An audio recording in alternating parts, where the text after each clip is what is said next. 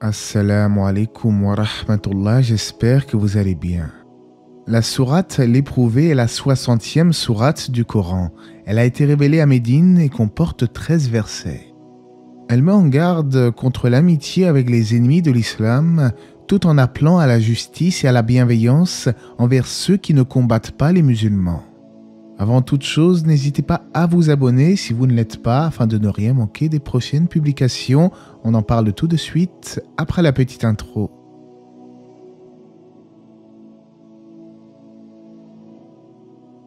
Dans les premiers versets, Allah interdit clairement aux croyants de prendre pour alliés les ennemis de l'islam en leur offrant secrètement l'amitié.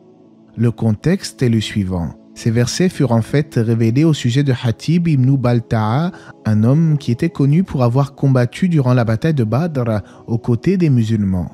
Mais il s'avère qu'avant la conquête de la Mecque, il envoyait un message aux polythéistes mécois pour les informer de la venue du prophète, alayhi salatu wassalam. On pourrait considérer cela comme un acte de haute trahison. Cependant, il s'est justifié auprès du prophète en avançant qu'il n'a voulu par là que se protéger lui et sa famille des représailles des polythéistes. Finalement, le prophète accepta ses excuses. Mais il n'en demeure pas moins qu'il est interdit de prendre pour alliés ceux qui s'opposent à Allah et à son messager, comme nous l'avons déjà vu dans la précédente vidéo. Plus encore, le verset 4 nous montre l'exemple du prophète Abraham envers son peuple idolâtre. Nous vous désavouons, vous et ce que vous adorez en dehors d'Allah, nous vous renions. Entre vous et nous, l'inimitié et la haine sont à jamais déclarées jusqu'à ce que vous croyiez en Allah seul. Dans le Coran, Allah insiste également sur le fait que les croyants ne doivent pas demander le pardon d'Allah en faveur des polythéistes, comme ce fut le cas d'Abraham envers son père. Mais dans la sourate At-Tawbah, il est précisé ceci. Abraham ne demanda pardon en faveur de son père qu'à cause d'une promesse qu'il lui avait faite. Mais dès qu'il lui apparut clairement qu'il était un ennemi d'Allah, il le désavoua. Comme l'explique Cheikh Saadi, lorsque ces versets sur le désaveu furent révélés, certains croyants coupèrent tout lien avec leurs parents polythéistes à l'époque du prophète alayhi salatu wassalam. Mais Allah clarifia les choses afin qu'il ne subsiste aucune ambiguïté, et cela en disant « Allah ne vous défend pas d'être bienfaisant et équitable envers ceux qui ne vous ont pas combattu pour la religion et ne vous ont pas chassé de vos demeures. Allah vous défend seulement de prendre pour alliés ceux qui vous ont combattu pour la religion, chassé de vos demeures et ont aidé à votre expulsion. » En d'autres termes, ce n'est pas parce que en islam nous nous désavouons du polythéisme et des ennemis de la religion que nous ne devons pas être bienfaisants envers ceux qui ne combattent pas la vérité. Au contraire, le musulman doit avoir le meilleur des comportements avec les gens et il n'est pas interdit d'éprouver de l'affection naturelle pour une personne. Cependant, nous n'agréons pas en elle la part de mécréance qu'elle porte et nous souhaitons plutôt à cette personne la guider, bien entendu. Allah nous dit ensuite au verset 10 « Ô vous qui avez cru, quand les croyantes viennent à vous en émigrer, éprouvez-les, Allah connaît mieux leur foi. Si vous constatez qu'elles sont croyantes, ne les renvoyez pas aux mécréants. » Voici le contexte. Lorsque certaines femmes quittaient la Mecque pour rejoindre les musulmans à Médine, elles étaient testées afin de s'assurer de leur sincérité. Si elles étaient de véritables croyantes, elles n'étaient pas renvoyées chez les polythéistes, surtout qu'elles ne sont pas licites pour eux en mariage. Selon Ibn Abbas, leur mise à l'épreuve était qu'elles attestent qu'il n'y a de divinité qui ne mérite l'adoration si ce n'est Allah et que Mohammed est le messager d'Allah. En gros, les musulmans les testaient pour savoir si c'est la foi qui les a poussés à émigrer ou un intérêt mondain.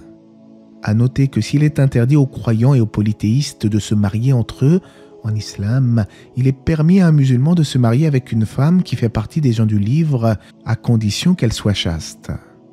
Puis après avoir évoqué certaines règles liées au mariage, Allah cite ensuite les obligations auxquelles les femmes doivent se soumettre après avoir prêté allégeance au messager d'Allah, alayhi salatu wassalam. Elles s'engagent notamment à ne pas associer à Allah une autre divinité, à ne pas voler, à ne pas s'adonner à l'adultère, à ne pas tuer leurs enfants et à ne pas désobéir au prophète. Nous avons déjà vu sur la chaîne que le fait de tuer ses enfants à la naissance était une pratique pré-islamique païenne.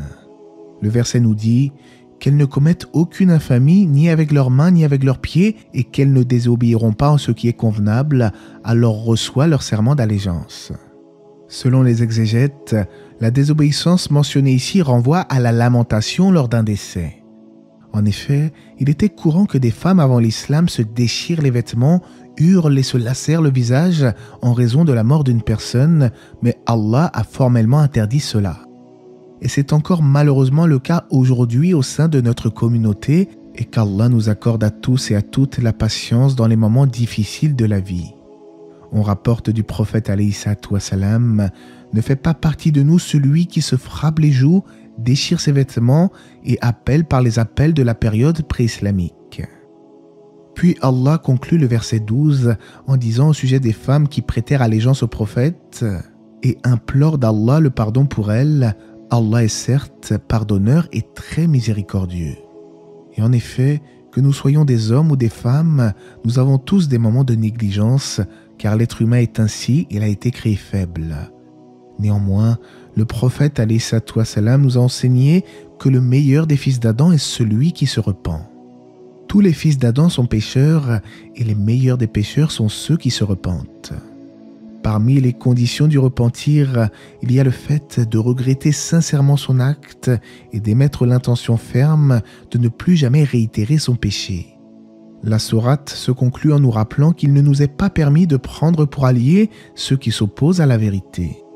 Ô vous qui avez cru, ne prenez pas pour alliés des gens contre lesquels Allah est courroucé et qui désespèrent de l'au-delà, tout comme les mécréants désespèrent des gens des tombeaux. Le fait que les mécréants désespèrent des gens des tombes peut avoir plusieurs significations. Selon un avis rapporté par Mujahid et un groupe de pieux prédécesseurs, lorsque le mécréant meurt et prend ensuite conscience de la rétribution des comptes, il désespère alors de tout bien. Cependant, pour nombre d'exégètes, comme Ibn Abbas et d'autres, cela signifie plutôt que les mécréants n'ont aucun espoir de retrouver leurs proches défunts qui se trouvent dans leur tombe, vu qu'ils ne croient pas en la vie après la mort. En conclusion, la sourate L'Éprouvé évoque la mise à l'épreuve des femmes qui émigraient de la Mecque vers Médine, et si elles étaient croyantes, elles pouvaient alors prêter le serment d'allégeance. Elle évoque aussi le fait que les croyants ne doivent prendre pour alliés que ceux qui croient en Allah et au jour dernier, et non pas ceux qui déclarent la guerre à Allah et à son messager.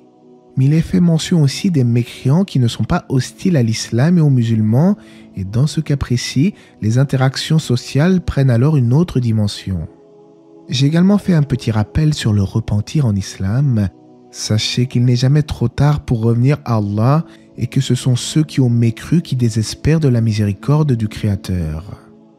Dis, ô mes serviteurs qui avez commis des excès à votre propre détriment, ne désespérez pas de la miséricorde d'Allah. Car Allah pardonne tous les péchés, oui, c'est lui le pardonneur, le très miséricordieux. Et Allah sait mieux, j'espère que ce rappel vous aura été profitable, que la paix et les bénédictions d'Allah soient sur le prophète, sa famille et ses compagnons.